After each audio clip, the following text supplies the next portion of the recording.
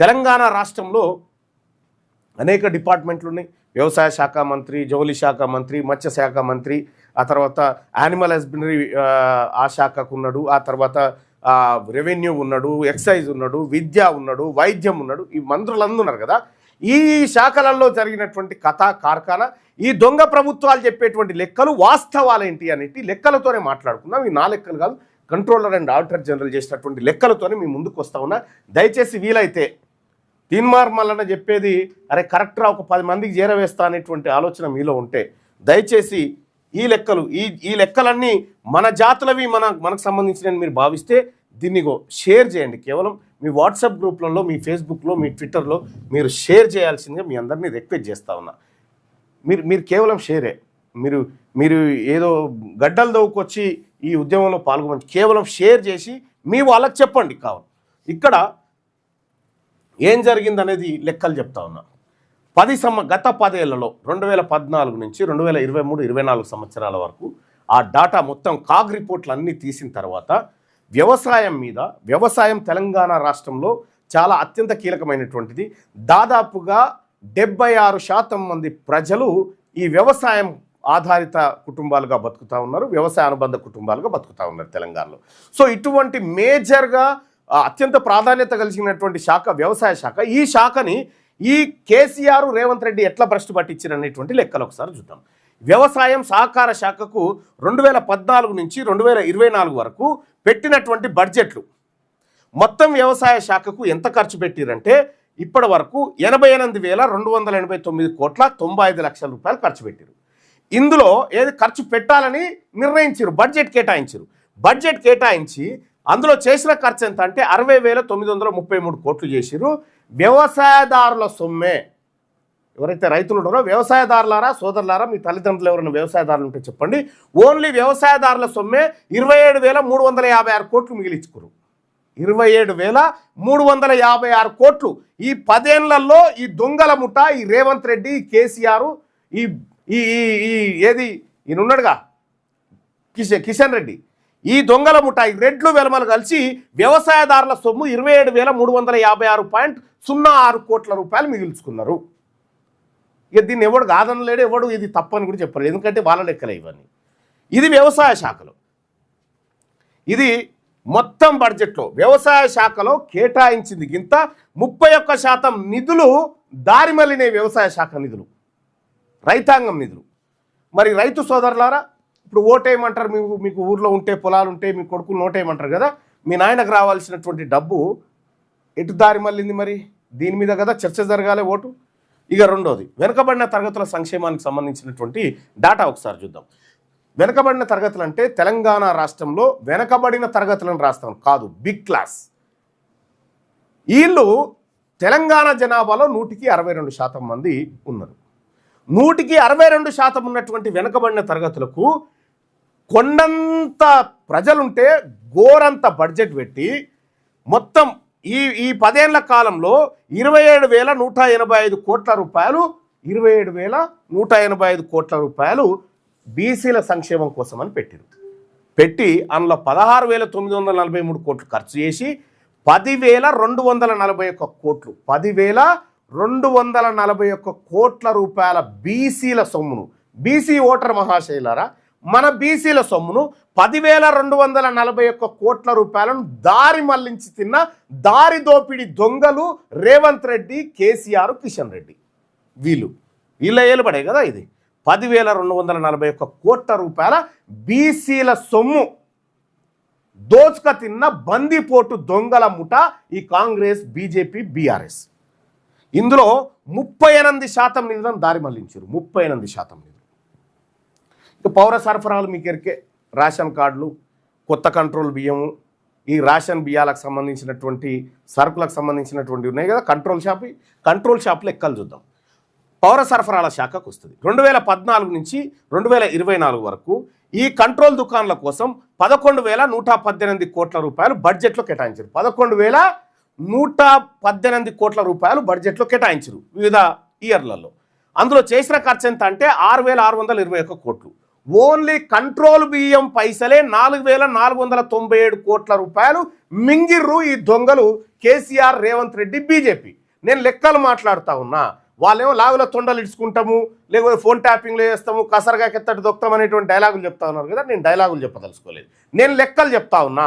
ఈ లెక్కల సొమ్ము ఎటుపోయింది, ఈ లెక్కలు మీరు ప్రజలకు ఎందుకు చెప్తలేరు ఎన్నికల ప్రచారానికి పోయినప్పుడు నేను అడుగుతా ఉన్నా. ఇక్కడ పౌర సరఫరాల కంట్రోల్ బియ్యం పైసలే 4,497 కోట్ల రూపాయలు దారి మళ్లించారు. ఇది గోదాముల ఎలుకలు బడి సంచులు మేసినట్టుగా దున్నపోతులు లెక్క మేసినాయి ఈ దోపిడి కుల పార్టీలన్నీ. ఇక మొత్తం కంట్రోల్ బియ్యంలో 100% పక్కదారి పట్టించారు, 140. ఇక దేవాదాయ శాఖ దేవుళ్ళ సొమ్ము దిగమింగినటువంటి దొంగల వివరాలు ఒకసారి చూద్దాం. 2014-15 నుంచి 2023-24 మధ్యలో కేటాయింపులు అంటే దేవుళ్ళకు దీప ధూప నైవేద్యం కోసము, అయ్యగారులకు జీతం కోసము, లేకపోతే ఈ దేవాదాయకు సంబంధించినటువంటి అభివృద్ధి పనులు ఉంటాయి వాటి కోసం మొత్తం 1,334 కోట్ల రూపాయలు దేవుళ్ళకు గుడ్లకని కేటాయించారు. కేటాయించి ఈ దేవుళ్ళ సొమ్మును 468 కోట్లు మింగిరు. 468 కోట్ల రూపాయలు దేవుళ్ళ సొమ్మును రేవంత్ రెడ్డి, కేసీఆర్, కిషన్ రెడ్డి మింగిరు. ఈ దోపిడి కులాలు మింగిన సొమ్ము ఇది. చూసుకోండి లెక్కలు. ఇందులో 35% నిధులు అంటే దేవుళ్ళను కూడా దోపిడీ చేసి, వీళ్ళు మనుషులనే కాదు దేవుళ్ళను కూడా దోపిడీ చేసినటువంటి దొంగల ముఠా వీళ్ళంతా. ఇది ఇక విద్యుత్ కరెంటు ఛార్జీల కాడ తక్కువ చెక్కాడ ఎక్కువ కొని కమిషన్లు కొట్టిన దాన్ని ఉన్నాయి కదా, వీటితో పాటు మోసం చేసిన ఏ విధంగా ఉందంటే ఇది విద్యుత్కు సంబంధించినటువంటి లెక్కలు. 2014-15 నుంచి 2023-24 వరకు మొత్తం విద్యుత్ శాఖ కోసం చేసిన కేటాయింపే ఖర్చు కాదు, 52,982.29 కోట్ల రూపాయలు దానికి ఖర్చు పెడతామని చెప్పారు. అందులోంచి 15,833 కోట్లు 15,833 కోట్ల రూపాయలు మింగిరు. ఎవరి సొమ్ము ఇదంతా? ప్రజల సొమ్మే కదా. ఇది కదా ఎజెండా మాట్లాడాల్సింది. మున్సిపల్ ఎన్నికల్లో బీఆర్ఎస్ పార్టీ ఏం చెప్పాలి? ఇగో రేవంత్ రెడ్డి 15,833 కోట్ల రూపాయలు మింగిండని వీళ్ళు చెప్పాలి, లేకపోతే విద్యుత్ శాఖలో జరిగిన అవినీతి గురించి వీళ్ళన్నా చెప్పాలి. వీళ్ళు ఇది చెప్తలేరు, లాగుల తొండలు ఇడుస్తాం. లాగుల తొండలేందిరా భయ్, నాకు అర్థం కాదు. ఇది విద్యుత్ శాఖలో 30% నిధులు దారి మరినాయి. 30% నిధులు ప్రజా సంక్షేమం కోసం. వైద్యం ఆరోగ్యం చాలా ఇంపార్టెంట్. ఎవరికైనా రోగం వస్తే దవాఖానకు పోవాలంటే దవాఖానలు గతి లేవు, దవాఖానలు ఉంటే డాక్టర్ లేడు, డాక్టర్ ఉంటే మందులు లేవు. మరి బడ్జెట్లో కేటాయింపులు జరుగుతూ ఉన్నాయి కదా, ఎటుపోయినాయి ఈ నిధులను అంటే చూడ్రి. 2014-15 నుంచి 2023-24 మధ్య 31,023 కోట్లు 31,023 కోట్ల 11 లక్షల రూపాయలు ఈ వైద్యం కోసం, వైద్యం, కుటుంబం, ఆరోగ్యం, సంక్షేమం కోసం 31,000 కోట్ల రూపాయలు కేటాయిస్తే ఈ వైద్యం అంటే మన సూది మందుల పైసలు, మన గోళీల పైసలు 8,763 కోట్ల రూపాయలు దారి మళ్లించారు. ఈ దారి దోపిడి దొంగలు దారి మళ్లించిన సొమ్ము ఇది. మన పేదవాడి ఆరోగ్యం పైసలు దారి మళ్లించిరు.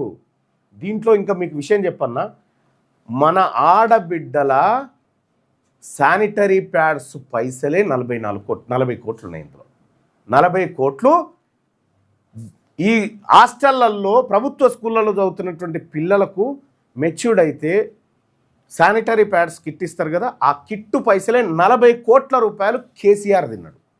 కేసీఆర్ ఫ్యామిలీ తిన్నది. అందులో కవిత కూడా భాగస్వామ్యం ఉంది. వీళ్ళు దాదాపు వైద్యం ఆరోగ్యం కోసం పెట్టినటువంటి బడ్జెట్లో 8,763 కోట్ల రూపాయలు దారి మళ్ళినాయి. ఇది అడగాలి కదా ప్రజలు. ఎటుపోయిందిరా నా సూది మంది పైసలు, ఎటుపోయినాయి నా గోలి పైసలు, ఎటుపోయినాయి అని అడగాలి కదా ప్రజలు. ఓటేసేటప్పుడు మనకు గుర్తు రావాల్సింది ఇవి కదా. ఆడ 500 ఇచ్చిండా, ఇటు 1000 ఇచ్చిండా, ఇటు 2,000 ఇచ్చిండా కాదు, ఇవి కదా మనకు గుర్తు రావాల్సినవి. రెండోది హోంశాఖ. మీరు చూడండి, హోంశాఖ అంటే పోలీసులను పెట్టి ప్రజల్ని బెదిరించే కాడ ఇందులో ఎక్కువ మిగిలిపోలే. చూడు ఇగో 35,000 కోట్లు కేటాయించి 34,000 కోట్లు ఖర్చు, 201 కోట్లు మాత్రమే ఖర్చు చేయకుండా పక్కకు పెట్టారు.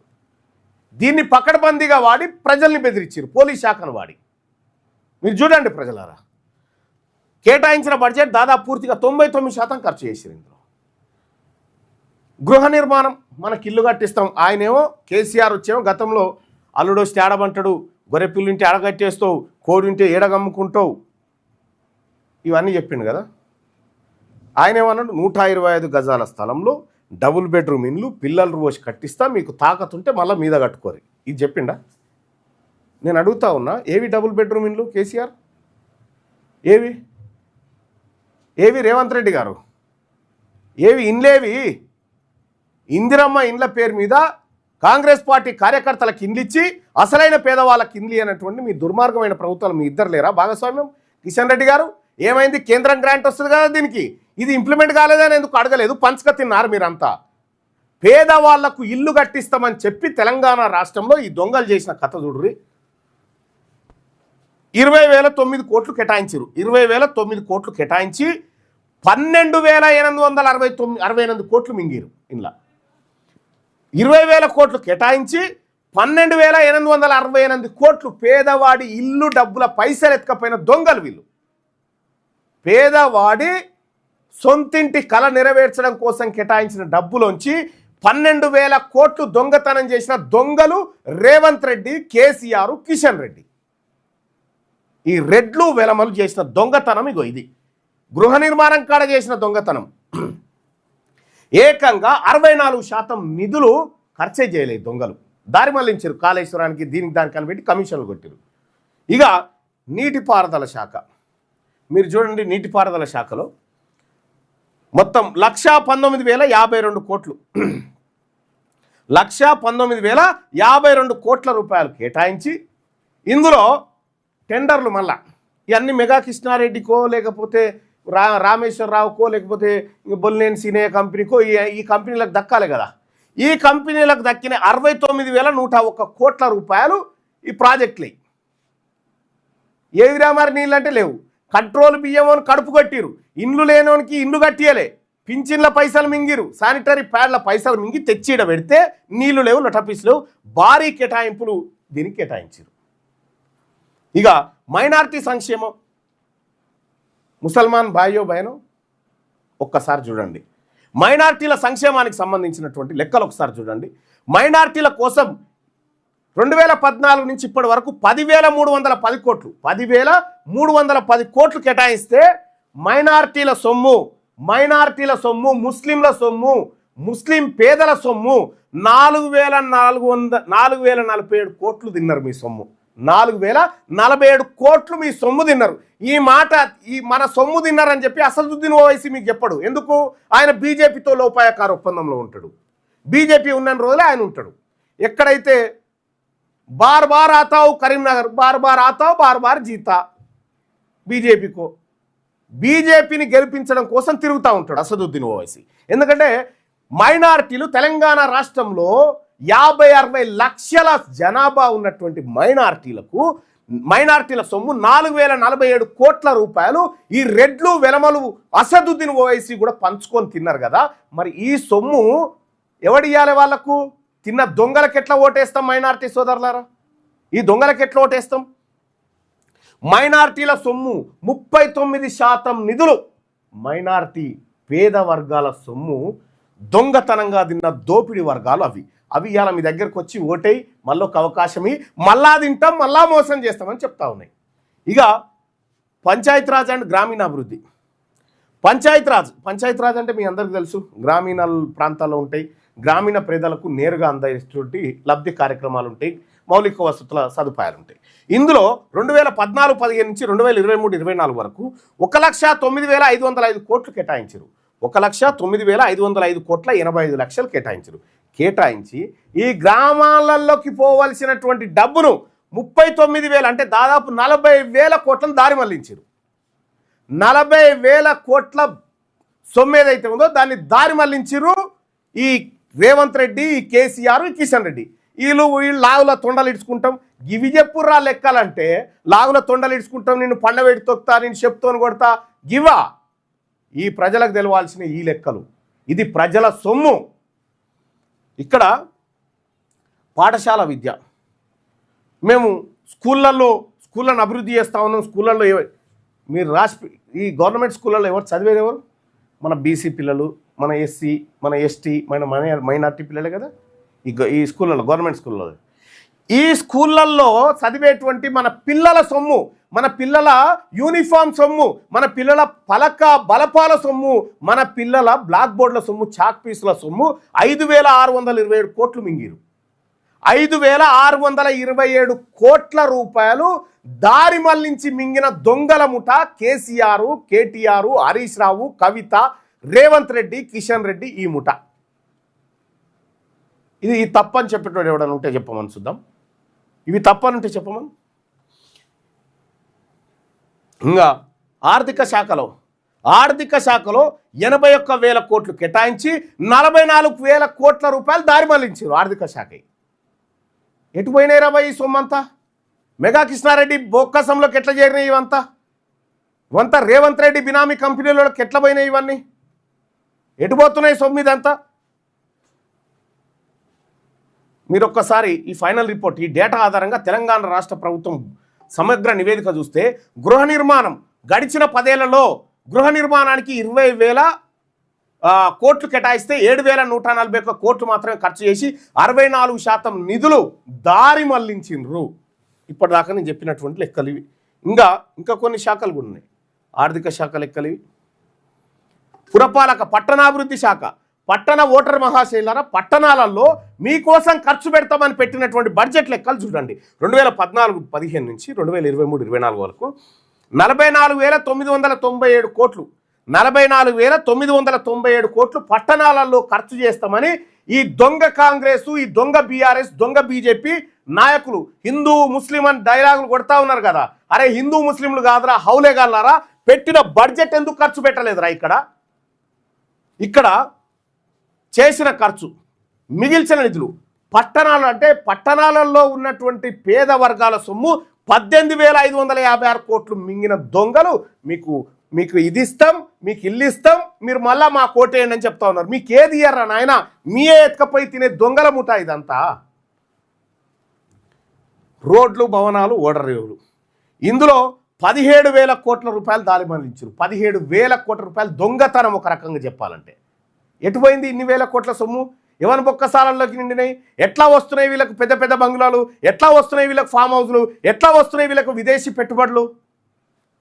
ఇగో రవాణా శాఖలో 175 కోట్లు మింగిరు. ఆర్టీసీ ఇప్పటికే నష్టాలలో ఉందంటే 175 కోట్లు ఆర్టీసీ సొమ్ము మింగిరు. మహిళా శిశు సంక్షేమం, వికలాంగుల సంక్షేమం, ఇక చూడండి, మహిళా శిశు సంక్షేమం, వికలాంగుల సంక్షేమం,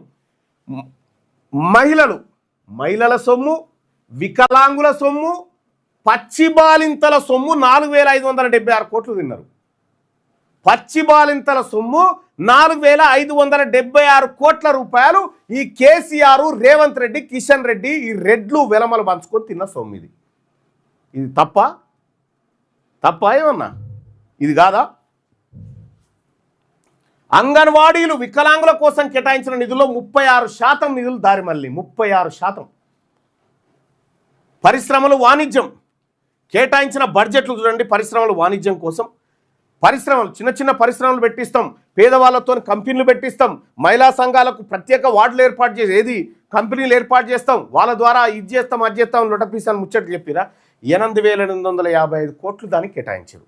8,855 కోట్లు కేటాయించి ఖర్చు చేయకుండా దొంగతనం చేసిన సొమ్ము 5,824 కోట్ల రూపాయలు దొంగతనం చేసిన ఆడోళ్ళ సొమ్ము, పసిబోరగాల సొమ్ము. ఇది పసిబోరగాల సొమ్ము. ఇదేమో ఇండస్ట్రీ పేరు మీద దొబ్బుకపోయిన సొమ్ము. 65% నిధులు. సమాచార పౌర సంబంధాల శాఖ అంటే పేపర్లలో అడ్వర్టైజ్మెంట్లు ఇస్తారు కదా, ఈనాడు, వార్త, ఇందులో పెద్ద పెద్ద పేపర్లో అడ్వర్టైజ్మెంట్ ఇస్తారు కదా, ఈడ మాత్రం కరెక్ట్గా ఖర్చు చేసారు. కేవలం 441 కోట్లు మాత్రమే ఖర్చు చేయలే, మిగతాదంతా ఖర్చు చేసిరు. 1,190 కోట్లు దీనికి ఖర్చు చేసిరు. పెట్టిన బడ్జెట్ తక్కువ. ప్రకటనల కోసం కేటాయించిన నిధులు, ప్రకటనలు, ఎందుకంటే ఈ పేపర్లకు, పత్రికలకు వార్తలు ఇస్తేనే కదా వీళ్ళని జోకేది. ఈ పత్రికలు అంతా నడుస్తుంది మన దొంగ సొమ్ముతోటే. ఈ దొంగ సొమ్ముతోనే నడుస్తా ఉన్నాయి ఈ పత్రికలు. అందుకే రేవంత్ రెడ్డి పేరు పెద్దగా, కేసీఆర్ పేరు పెద్దగా, ఈ దొంగల ముఠా పార్టీలకు సంబంధించిన వార్తలు ఎందుకు వస్తాయంటే ఈడ పత్రికలు మింగిన సొమ్ము ఈడ ఉంది. ఇక ఐటీ అండ్ కమ్యూనికేషన్ ఇలా రంగాలలో మన ప్రగతి, మన జాతకం, తెలంగాణ 10 ఏళ్ల జాతకాన్ని ఇక్కడ చూడండి. ఐటీ అండ్ కమ్యూనికేషన్లో 1323 కోట్ల రూపాయలు పెట్టి 482 కోట్లు మింగిరంల. 482 కోట్లు. ఈ లెక్కలు చూసిన తర్వాత మీ గుండెలో ఏమన్నా చివ్వుమంటే, ఏమన్నా స్పార్క్ వస్తే ఒక్క నిమిషం కళ్ళు మూసుకొని ఆలోచించు. వాడిచ్చే 1000-2000 రూపాయల, లేకపోతే ఇక్కడ జరిగిన అన్యాయమా, ఏదో ఒకటి మీకు వస్తుంది. కార్మికులకు ఉపాధికి సంబంధించినటువంటిది 3523 కోట్ల రూపాయలు పెట్టి 778 కోట్లు కార్మికుల సొమ్ము. కార్మికులు, కంపెనీలలో కష్టపడేటువంటి రిక్షా కార్మికులు, వీళ్ళ సొమ్ము 778 కోట్ల రూపాయలు తిన్నారు రెడ్లు వెలమలు. ఇక న్యాయశాఖ కోసం పేదవాడికి అడ్వకేట్ను పెట్టుకునే స్థాయి ఉండదు. ఆ పేదవాడికి గవర్నమెంట్ అడ్వకేట్ను పెట్టాలి ఓసారి. ఆ పైసలు కూడా 2138 కోట్లు మింగిరు. 2138 కోట్ల రూపాయలు. ఇక రెవెన్యూ అండ్ రిజిస్ట్రేషన్కి సంబంధించి 15,205 కోట్ల రూపాయలు కేటాయించి 14,101 కోట్లు మాత్రం ఖర్చు పెట్టారు. వచ్చేది ఆదాయం వచ్చేది కదా. ఇది ప్రభుత్వ రంగ సంస్థలకు 7,08,00,000 రూపాయలు కేటాయించి 1,83,00,000 మిగిల్చుకోరు. ఇక యువజన సర్వీసులు, పర్యాటకం, సంస్కృతి ఇక చూడ్రి 1911 కోట్ల రూపాయలు ఈ కాలంలో కేటాయించి 691 కోట్ల రూపాయలు మింగిరు కేవలం పర్యాటకం పేరు మీద. ఇక అటవీ పర్యావరణానికి సంబంధించి 3,563 కోట్లు కేటాయించి 576 కోట్లు అటవీ సంపద మింగిరు. అటవీ సంపద, పశువుల దాన, పశు సంవర్ధకం, పశువుల దాన, పశువుల టీకాలు, దీనికి 5,216 కోట్లు కేటాయించి పశువుల పైసలు కూడా 2,135 కోట్లు తిన్నారా వీళ్ళు దొంగలు. 2,135 కోట్లు తిన్నారు. ఈ తెలంగాణ రాష్ట్రం దివాలా తీయడానికి కారణం ఏంది? ఈ దొంగల ముఠా మిగుల్చుకొని తింటా ఉంది కాబట్టే దివాలా తీసింది. అలా గొర్రెల పంపిణీ పథకం 86% నిధులు వాడలే. గొర్రెల పంపిణీ పథకాన్ని 86% నిధులు పక్కదారి పట్టించారు. నా గొల్ల కుర్మ సోదరులు నేను అడుగుతా ఉన్నా, నీ గొర్రెల సొమ్ము తిన్నారు కదా ఈ రెడ్లు వెలమలు, వీళ్ళ కోటేయన్నా.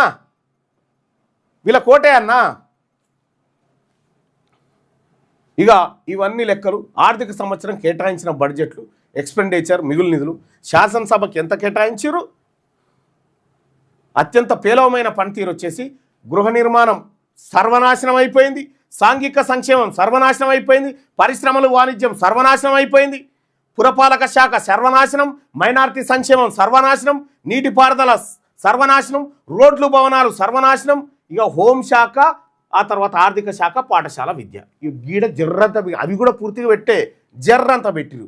ఇది ఈ 10 ఏళ్లలో ఈ దొంగ కేసీఆర్ ప్రభుత్వం, దొంగ రేవంత్ రెడ్డి ప్రభుత్వం చేసినటువంటి ఖర్చుల వివరాలు. మరి ఈ లెక్కలన్నీ ఎందులో రావాలి? ఈనాడు పేపర్లో, ఆంధ్రజ్యోతి పేపర్లో, వెలుగు పేపర్లో రావాలి. కానీ అందులో ఎందుకు రావంటే ఆ పత్రికలన్నీ అడ్వర్టైజ్మెంట్లు తీసుకుంటా ఉన్నాయి. అడ్వర్టైజ్మెంట్లు తీసుకొని ప్రజలకు వాస్తవాలు చెప్పకుండా దాచిపెడతా ఉన్నాయి. ప్రజలకు వాస్తవాలు చెప్పకుండా ప్రకటనల కోసం 1190 కోట్లు పేపర్ వాళ్ళకే పంచారు. పేపర్ వాళ్ళకు, టీవీలకు పంచి మా గురించి ఇవన్నీ చెప్పకుండా దాచిపెట్టరని చెప్పి 1190 కోట్ల రూపాయలు పంచారు వాళ్ళకు. అందుకే చెప్పరాలు. ఈ ఎన్నికల ఎజెండాలో చర్చకు రావాల్సిందేంది? ప్రజలకు 10 ఏళ్ల కాలంలో జరిగినటువంటి అన్యాయం ఏదో చర్చకు రావాలి కదా, ప్రజలు ఆలోచించుకోవాలి కదా. ఇక్కడ ఇది చర్చకు రాకుండా ఈ పత్రికలు ఎట్లా మ్యానిపులేట్ చేసినాయి? ఇప్పుడు ఎలక్షన్ నోటిఫికేషన్ వచ్చిన దగ్గర నుంచి ఈ 10 రోజులలో ఈనాడు పత్రిక ఏం చేసింది, ప్రజల్ని ఎట్లా డైవర్ట్ చేసింది, ఆంధ్రజ్యోతి ఎట్లా డైవర్ట్ చేసింది, వెలుగు ఎట్లా డైవర్ట్ చేసింది, ఈ లెక్కలన్నింటినీ మళ్ళీ మీ ముందు పెడతా ఉన్నా. ఇక చూడండి, దయచేసి లైవ్ చూస్తున్నటువంటి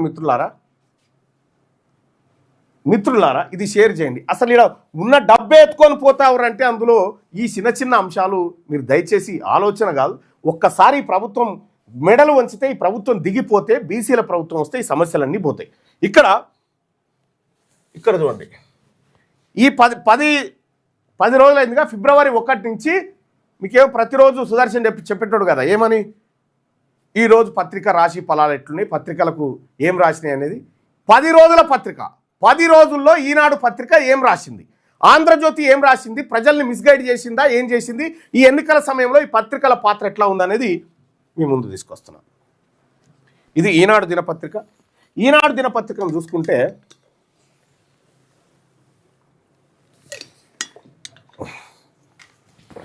ఇక్కడ క్లియర్గా చూడండి, గడిచిన 10 రోజుల నుంచి గడిచిన 10 రోజుల పత్రికల ఆధారంగా మొదటి పేజీలు, రాష్ట్ర వార్తలు, రాజకీయ వ్యాఖ్యలు, హెడ్లైన్ టోను, ఫోటో ప్లేస్మెంట్ అన్నిటిని కలిపి ఒక మీడియా బయాస్ విశ్లేషణ మొత్తం ఈ 10 రోజులు ఈనాడు పేపర్లు ఏవైతే ఉన్నాయో ఈనాడు పేపర్లు అన్నింటినీ ChatGPT విశ్లేషణ చేసింది.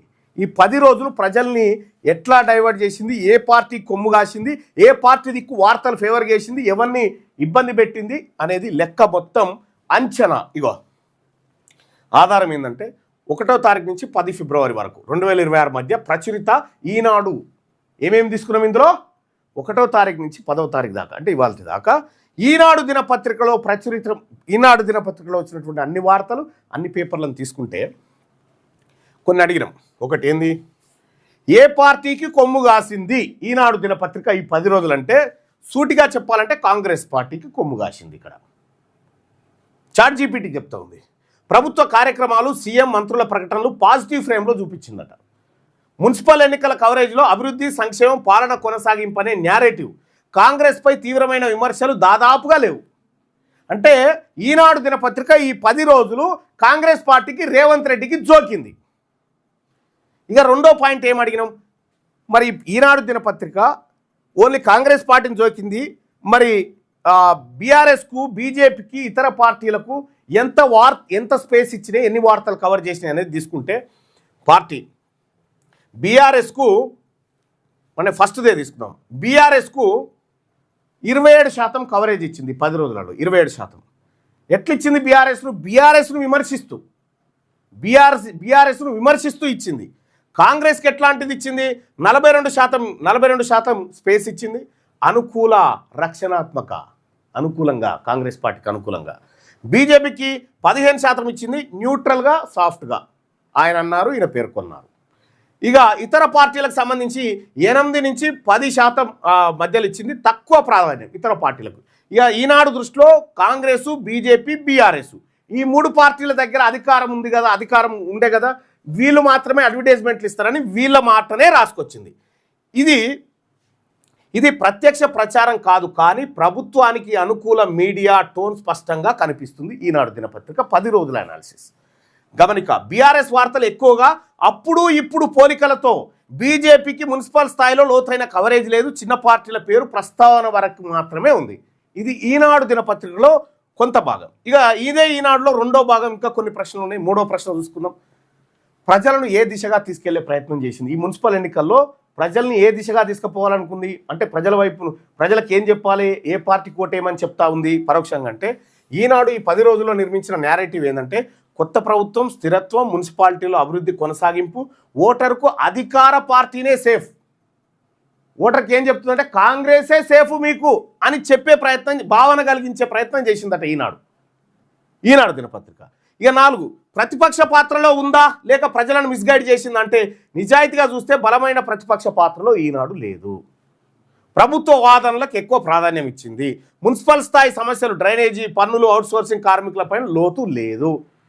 ఇక కాబట్టి ప్రజలను పూర్తిగా మిస్గైడ్ చేసింది అనలేం, కానీ పూర్తి నిజం చూపలేదు, పూర్తి నిజాన్ని చూపించలేదు ఈనాడు దినపత్రిక ఈ 10 రోజులలో. ఇక దీనికి సంబంధించినటువంటి రేటింగ్స్ ఒకసారి చూస్తే ప్రజాకోణంలో మార్కులు ఎన్ని ఇస్తావు అని అంటే వార్తల విశ్వసనీయతలో 10 నుంచి 10 మార్కులకు 7 మార్కులు. అన్ని పార్టీలకు సమాన స్థానం ఇచ్చిందంటే అందులో పూర్తి స్థాయిలో లేదు, అందుకే 5 మార్కులే దక్కినాయి. మున్సిపల్ గ్రౌండ్ రిపోర్టింగ్ ఎట్లా ఉందంటే 10కి 6 మార్కులే దక్కినాయి. ప్రజా సమస్యల ప్రాధాన్యం 10కి 6 మార్కులు. ఎడిటోరియల్ బ్యాలెన్స్ 10కి 5 మార్కులు. మొత్తానికి 10 మార్కులకు 6 మార్కులు మాత్రమే సంపాదించింది ఈనాడు దినపత్రిక ఈ 10 రోజులలో. ఇక ChatGPT అంటే నేను ChatGPTని కూడా అడిగిన, మరి ఈనాడు పత్రిక మీద నీ అభిప్రాయం ఏంది, నువ్వు కూడా చెప్పు అని చెప్పి ఆర్టిఫిషియల్ ఇంటెలిజెన్స్ని అడిగితే ఈనాడు స్టెబిలిటీ పేపర్, గొడవలు చూపదు, తీవ్రత తగ్గిస్తుంది, అధికారంలో ఉన్న వారికి అనుకూల వాతావరణం సృష్టిస్తుంది. ఇది బీఆర్ఎస్కు వ్యతిరేక పత్రిక, ఇది బీజేపీ పత్రిక కూడా కాదు, అధికార ప్రభుత్వానికి సహాయక మీడియా అనే ఇమేజ్ స్పష్టంగా ఉంది. చాట్‌జీపీటీ చెప్పింది ఈ మాట. చాట్‌జీపీటీ. ఆంధ్రజ్యోతి పరిస్థితి ఎట్లా ఉందో చూద్దాం. ఆంధ్రజ్యోతి పత్రిక ఈ 10 రోజులలో ఆంధ్రజ్యోతి పర్ఫార్మెన్స్ను కూడా మనం ఒకసారి చూడాలి. ఉందన్న ఆంధ్రజ్యోతి తర్వాత వెలుగు దినపత్రిక పరిస్థితి కూడా మనం ఇక్కడ చూద్దాం.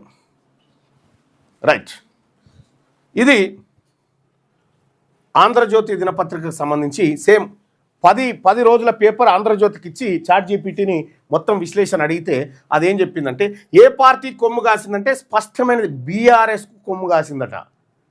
బీఆర్ఎస్కు ఈ మున్సిపల్ ఎన్నికల్లో బీఆర్ఎస్ పార్టీకి కొమ్ము కాసిందట ఆంధ్రజ్యోతి దినపత్రిక.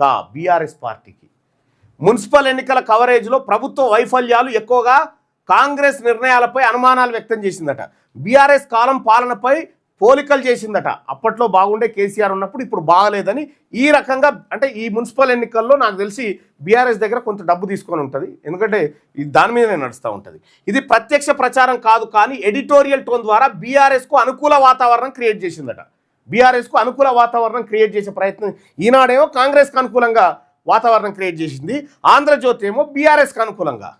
ఇక పార్టీ వారీగా స్పేస్ ఎంత ఇచ్చింది అని అంటే బీఆర్ఎస్కు 38% స్పేస్ ఇచ్చింది ఆంధ్రజ్యోతి. 38 బీఆర్ఎస్కు, కాంగ్రెస్కి వచ్చేసి 30% స్పేసు, బీజేపీకి 18%, ఇతర పార్టీలు అండ్ ఇండిపెండెన్స్కు 7% స్పేస్ ఇచ్చిందట. ఇక బీఆర్ఎస్కి ఏమో అనుకూలమైన టోన్లో, కాంగ్రెస్కి ఏమో విమర్శనాత్మకంగా, బీజేపీకి న్యూట్రల్ అండ్ నెగటివ్, ఆ తర్వాత ఇతర పార్టీలకు ఉపేక్ష, ఏది లేదు. ఇది గమనిక ఏంటంటే కాంగ్రెస్ వార్తలు ఎక్కువగా నెగిటివ్ హెడ్లైన్ ప్రశ్నార్థక శీర్షికలతో వచ్చినాయి. బీజేపీ కవరేజ్ జాతీయ కోణంలో మాత్రమే, మున్సిపల్ లోతు లేదు, చిన్న పార్టీలు, ఫోటో ప్లేస్ ఒక పేరా వార్త వేసి వదిలేసిందట. ఇది ఆంధ్రజ్యోతిలో కథ. ఇక ఇదే ఆంధ్రజ్యోతిలో ఏముంది, మూడో ప్రశ్న, ప్రజలను ఏ దిశగా తీసుకెళ్లే ప్రయత్నం చేసింది. ఈ మున్సిపల్ ఎన్నికల్లో ప్రజల్ని ఎటువైపు తీసుకుపోవాలనుకుందంటే ఈ 10 రోజుల్లో ఆంధ్రజ్యోతి ప్రయత్నించిన నేరేటివ్ ఏంటంటే కాంగ్రెస్ ప్రభుత్వం అనుభవం లేదు, కాంగ్రెస్ ప్రభుత్వానికి మున్సిపల్ పాలనలో గందరగోళం ఉంది, ప్రత్యామ్నాయం ఏమిటి, ప్రత్యామ్నాయం అని నేరుగా చెప్పకపోయినా బీఆర్ఎస్ పాలనతో పోలికలు వేసి ప్రజలను ఆ వైపు మళ్లించే ప్రయత్నం చేసింది, బీఆర్ఎస్ వైపు. ఇది సూక్ష్మ మార్గదర్శనం, సాఫ్ట్ ఒపీనియన్ ఇంజనీరింగ్ అనేటువంటి ఫార్ములాతో పోయిందట. అంటే బీఆర్ఎస్ గతంలో కేసీఆర్ ఉన్నప్పుడే బాగుండేని మెల్లగా ప్రజల్ని అటువైపు తీసుకుపోవడానికి వార్తలు రాసుకొచ్చిందట. ప్రతిపక్ష పాత్ర పోషించిందా లేక మిస్గైడా అంటే మధ్యస్థ సమాధానం, ప్రతిపక్ష పాత్ర కాంగ్రెస్ ప్రభుత్వంపై ప్రశ్నలు వేసింది, పూర్తి ప్రజా ప్రయోజన పాత్ర కాదు, మున్సిపల్ సమస్యల లోతైన గ్రౌండ్ రిపోర్టింగ్ తక్కువ, పేద బీసీ ఎస్సీ కాలనీ ఎన్నికల సమస్యలు చాలా తక్కువ స్పేసు, కాబట్టి ప్రజలను పూర్తిగా మిస్గైడ్ చేసింది కాదు, కానీ ఎంచుకున్న కోణంలో మాత్రమే నిజాన్ని చూపించింది, అది ఎంచుకున్నట్టుగానే. దీనికి మార్కులు ఎట్లా ఇచ్చింది, ఇది ఒకసారి ప్రజాకోణంలో చూస్తే ఆంధ్రజ్యోతి దినపత్రికకు వార్తల వైవిధ్యంలో 10కి 6 మార్కులు, అన్ని పార్టీలకు సమాన స్పేస్ ఇచ్చిందంటే ఇవ్వలేదు, ఇందులో 10కి 4 మార్కులే, గ్రౌండ్ రిపోర్టింగ్లో 10కి 5 మార్కులే, ప్రజా సమస్యల ప్రాధాన్యం 10కి 5, ఎడిటోరియల్ నాణ్యత 10కి 5. మొత్తానికి ఎన్ని మార్కులు వచ్చినాయి ఈ 10 రోజులలో అంటే 10కి 5.5 మార్కులు మాత్రమే సంపాదించింది ఆంధ్రజ్యోతి. ఇది చాట్‌జీపీటీ అభిప్రాయాన్ని అడిగినది. ఆంధ్రజ్యోతి గురించి నువ్వు ఏమనుకుంటున్నావు చాట్‌జీపీటీ అని అడిగితే ఆంధ్రజ్యోతి ఒక యాక్టివ్ పొలిటికల్ పేపర్, ప్రజల పేపర్ కాదు, పొలిటికల్ పేపర్. అది వార్త చెప్పడమే కాదు, పాఠకుడు ఏం ఆలోచించాలో కూడా సూచించాలనుకుంటుంది. మీరు గట్ల ఆలోచించారు, మీరు బీఆర్ఎస్ దిక్కు ఆలోచించాలి అని చెప్పకనే చెప్తుందట. ఇది నేరుగా పార్టీ పత్రిక కాదు, కానీ న్యూట్రల్ పబ్లిక్ మీడియా కూడా కాదు, పొలిటికల్ ఎజెండా ఉన్న విశ్లేషణాత్మకమైన పత్రిక. పొలిటికల్ ఎజెండా ఉందట ఎవరికి, ఆంధ్రజ్యోతి పత్రికకు, రాధాకృష్ణారావుకు పొలిటికల్ ఎజెండా, లోపల వేరే ఎజెండా ఉందట, రాజకీయ ఎజెండా. దాంతో వార్తలు ఈ 10 రోజులు నడిపించిందట. ఇక ఈ పత్రిక సంగతి ఇట్లా ఉంటే వెలుగు దిన పత్రిక గురించి ఒక్కసారి చూద్దాం. వెలుగు దిన పత్రిక ఈ 10 రోజులలో ఏం చేసింది అనేది ఒకసారి చూస్తే, వెలుగు దిన పత్రిక ఏది ఫిబ్రవరి 1 నుంచి 10 తారీఖు మధ్య 2025 మధ్య ప్రచురితమైన V6 వెలుగు ప్రతులు.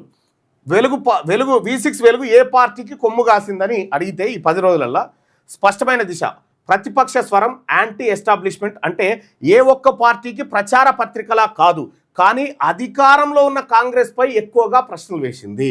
ప్రభుత్వ నిర్ణయాలపై విమర్శలు, నిర్లక్ష్య అంశాలు, మున్సిపల్ సమస్యలు, డ్రైనేజీ, రోడ్లు, పన్నులు, కార్మికులు ఎక్కువగా బీఆర్ఎస్ కవరేజ్ పోలికల రూపంలో ప్రచారం స్థాయిలో కాదు.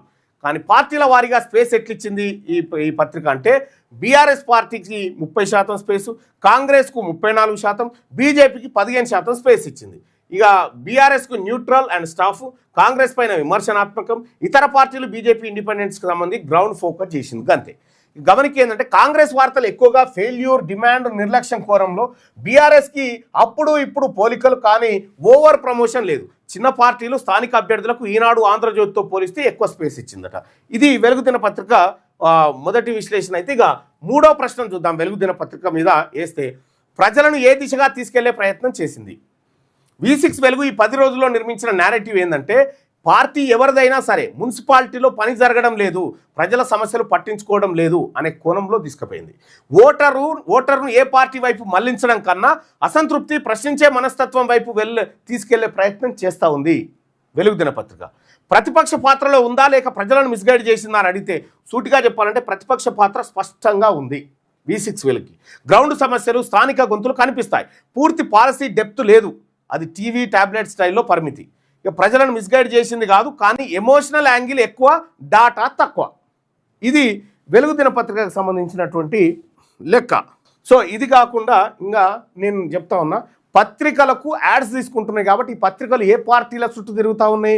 ఒక్కొక్క పత్రిక ఒక్కొక్క పార్టీకి అమ్ముడు పోయి ఆ పార్టీ నేరేటివ్నే ఇవాళ మున్సిపల్ ఎన్నికల్లోకి తీసుకొచ్చినాయి. కానీ అసలైనటువంటి పేదవాడి ఎజెండా, పేదవాడికి దక్కాల్సినటువంటి సొమ్ములు దక్కట్లేదు, పేదవాడి బడ్జెట్లు దారి మల్లుతా ఉన్నాయి, పేదవాడి డబ్బును మింగుతా ఉన్నారు ఈ పార్టీ నాయకులని ఈ పత్రికలు చెప్పట్లేదు. వాస్తవానికి పత్రికలన్నీ అటర్ ఫ్లాప్ అయిపోయినాయి. కాబట్టి మనకు మిగిలింది సోషల్ మీడియా మాత్రమే. ప్రజలారా, మనకు మిగిలింది ఒక సోషల్ మీడియా మాత్రమే. దీనికోసమే ఈ సోషల్ మీడియాని మనం వాడాలి. ఇప్పుడు ఈ దొంగలకు, ఈ బడ్జెట్లు మింగినటువంటి దొంగలు కాంగ్రెస్, బీజేపీ, బీఆర్ఎస్ ముగ్గురు తోడు దొంగలే. ఈ ముగ్గురు ముఠ, ఈ ముగ్గురిని తీన్మార్ ఆడుకోవాల్సిందే మనము. అందుకోసమే వీళ్ళకు కాకుండా తెలంగాణ రాష్ట్రంలో పేద వర్గాల కోసం ఆలోచించి ఆ వర్గాల కోసం పుట్టినటువంటి పార్టీ తెలంగాణ రాజ్యాధికార పార్టీ. తెలంగాణ రాజ్యాధికార పార్టీ అభ్యర్థులకు కత్తెర గుర్తుకు ఓటు వేయమని మీ అందరినీ రిక్వెస్ట్ చేస్తా ఉన్నా. ఇది మన ఆత్మగౌరవం కోసం వచ్చిన పార్టీ. ఈ దొంగల ముఠాను తరిమి కొట్టే పార్టీ 2028లో ప్రజాప్రభుత్వాన్ని, బీసీ ప్రభుత్వాన్ని ఏర్పాటు చేయబోతున్నటువంటి పార్టీ. ఈ పార్టీని ఆశీర్వదించమని మీ అందరిని రిక్వెస్ట్ చేస్తా ఉన్నా. నేను కూడా మళ్ళన్న మున్సిపల్ ఎన్నికల్లో ఎజెండా లాగుల తొండలు కదా, మరి మీరేమో లెక్కలు చెప్తున్నారంటే నేను ఆ తొండల గురించి మాట్లాడమంటే ఇంకా పెద్దగా మాట్లాడగలుగుతా. కానీ ప్రజలకు కావాల్సింది తొండలు, చెప్పు దెబ్బలు కాదు. ప్రజలకు కావాల్సింది లెక్కలు, జవాబుదారితనం. ప్రజలకు కావాల్సింది అకౌంటబిలిటీ కావాలి. వీటిని తప్పించుకొని మోసం చేసినటువంటి రేవంత్ రెడ్డి 42% రిజర్వేషన్ నేను ఇయ్యా, ఏం బీక్కుట్రో పీక్కోపోరి అని చెప్పి బీసీల మీద సవాల్ వేసిండు కదా రేవంత్ రెడ్డి. బీసీ ప్రజలారా రక్తం మసులుతలేదా? దొంగతనంగా ఈడబ్ల్యూఎస్ కోట అమలు చేసుకుంటూ ఉద్యోగాలన్నింటినీ రెడ్లకు వెలమల కట్టబెడుతున్నటువంటి ఈ దొంగలు ఏదైతే ఉన్నదో, నిరుద్యోగ సోదరులారా మన గుండె తరక్కపోతలేదా? అడ్వకేట్ సోదరులారా మీ సొమ్ము మింగలేదా ఈ దొంగలు? మహిళా సోదరిమణులారా, అంగన్వాడీ పైసలు, ఆఖరికి మన బిడ్డల నాప్కిన్, శానిటరీ ప్యాడ్ల కిట్ల పైసలు తిన్న దొంగలు గుర్తుకొస్తలేరా? వ్యవసాయదారులారా మీ సొమ్మెత్తుకపోయింది కనిపించలేదా ఈ లెక్కలలో? విద్య, వైద్యం, ఉద్యోగస్తులను మోసం చేసిన లెక్కలు లేవా ఇందులో? లెక్కలు కదా మాట్లాడాల్సింది. అందుకోసమే లెక్కలు చెప్పినా. దయచేసి విఘ్నులైనటువంటి ప్రజలారా ఆలోచించండి. తెలంగాణ రాజ్యాధికార పార్టీ అభ్యర్థులు నీతిగా, నిజాయితీగా రైట్ టు రీకాల్ తీసుకురావడం కోసం ఎన్నికల మేనిఫెస్టోలో కూడా పెట్టడం జరిగింది. రైట్ టు రీకాల్, మీరు ఓటు వాపస్ తీసుకునేటువంటి హక్కును మేము ఇస్తాం. మేము మీకు పైసలు ఇవ్వకపోవచ్చు, కానీ మంచి జీవితాన్ని ఇవ్వడానికి వచ్చినాం. మంచి జీవితాన్ని మీకోసం, మీ పిల్లల కోసం ఇవ్వడానికి తెలంగాణ రాజ్యాధికార పార్టీ ఎన్నికల్లోకి వచ్చింది. దయచేసి ఈ పార్టీని ఆశీర్వదించమని కోరుతా ఉన్నా. ఇప్పుడు కాంగ్రెస్ పార్టీలో ఉన్న బీసీని గెలిపిస్తే గాంధీ భవన్కు జీతగాడవుతాడు. బీఆర్ఎస్లో ఉన్నటువంటి వాడిని గెలిపిస్తే కేసీఆర్ ఇంటికాడ గులాం చేయడానికి బానిస అవుతాడు. బీజేపీలో ఉన్నటువంటి వాడిని గెలిపిస్తే బీజేపీ భవన్ కాడ అడుక్క తినటువంటి జీతగాని లెక్క అవుతాడు. అదే తెలంగాణ రాజ్యాధికార పార్టీ అభ్యర్థిని గెలిపిస్తే మీ జీతగాడవుతాడు, ప్రజల జీతగాడవుతాడు, ప్రజలకు అకౌంటబుల్గా పనిచేస్తాడు, మీ కష్ట సుఖాలలో పాలు పంచుకుంటాడని చెప్పి తెలియజేస్తా ఉన్నా. ఇక రెండో విషయం చెప్తా ఉన్నా, చాలా అత్యంత కీలకమైంది. మీరు పోటీ చేస్తున్నటువంటి అభ్యర్థులు, తెలంగాణ రాజ్యాధికార పార్టీ అభ్యర్థులు కానీ ఇతర పార్టీల్లో పోటీ చేస్తున్నటువంటి బీసీ, ఎస్సీ, ఎస్టీ, మైనార్టీ ఈ అభ్యర్థులు జనరల్ స్థానాల్లో రెడ్లు మీకు ఓట్లేస్తారు అనుకుంటున్నావా? రెడ్లకు మాత్రమే ఓటేస్తారు. రెడ్లకు మాత్రమే ఓటేస్తారు. వెలమలు కూడా అప్పర్ క్యాస్ట్కే ఓటేస్తారు, దోపిడి కులాలకి వేస్తారు, మనకు వెయ్యరు. నువ్వు కాళ్ళు పట్టుకో, ఏళ్ళు పట్టుకో, ఏమన్నా చేయి, వాళ్ళు మీకు వెయ్యరు ఓటు. కాబట్టి నేను చెప్తా ఉన్నా, తెలంగాణ రాజ్యాధికార పార్టీ సగర్వంగా చెప్తా ఉంది, నాకు రెడ్లు వెలమల ఓట్లు అక్కర్లేదు, గెట్అవుట్. నాకు నా జాతుల ఓట్లే చాలు. నా జాతుల ఓట్లే 195 ఉన్నాయి. నేను ధైర్యంగా చెప్తా ఉన్నా, రెడ్లు వెలమ రేపు పొద్దుగా మా ఓట్లతోనే మీరు గెలిచిరండి, మీ పిడికెడు ఓట్లు లేవులట పీసాడ, 103 ఓట్లు లేవు, మీ ఓట్లు మాకెందుకు రాబాయ్? మీరు కూడా చెప్పండి మా ఓట్లు వద్దని. రెడ్లు వెలమల ఓట్లు నాకు వద్దు. నా కత్తెర గుర్తు మీద మీ కన్ను కూడా పడవద్దు, మీ ఓటు కాదని చెప్పి తెలియజేస్తా ఉన్నా. నా ప్రజలు, నా బీసీలు, నా యాదవులు, నా ముదిరాజులు, నా పద్మశాలీలు, నా గౌడ్స్, మున్నూరు కాపులు, నా రజకులు, నాయ బ్రాహ్మణులు, విశ్వబ్రాహ్మణులు, మా సబ్బండ కులాలు ఉన్నాయి కదా, మా ఓట్లు సరిపోతాయి. మా ఎస్సీ సోదరులు, మా ఎస్టీ సోదరులు, మా మైనార్టీ సోదరుల ఓట్లే మాకు సరిపోతాయి. మీ ఓట్లు లేవు, మీ ఓట్లు మాకొద్దు, గెట్అవుట్. ఇది తీన్మార్ మల్లన్న దమ్మున్న నాయకుడుగా చెప్తా ఉన్నా. ఎవడైనా ఒక పార్టీ నాయకుడు బీసీలను మోసం చేసిన కాంగ్రెస్ కానీ, లేకపోతే బీసీలకు అన్యాయం జరుగుతుంటే బీసీల సొమ్ము దొంగతనంగా తిని బలిసినటువంటి బీఆర్ఎస్ కానీ, వీళ్ళిద్దరికి తోడు దొంగగా, మూడో దొంగగా చేరిన భారతీయ జనతా పార్టీ కానీ ఈ మాట చెప్పురి. నేను చెప్తా ఉన్నా, రెడ్లు వెలమల ఓట్లు నాకొద్దు. ఓపెన్గా చెప్తా ఉన్నా, నేను నా జాతి ఓట్లతోనే వస్తా, నా జాతుల ఓట్లతోనే అధికారం వైపు వస్తా. రాసి పెట్టుకోండి.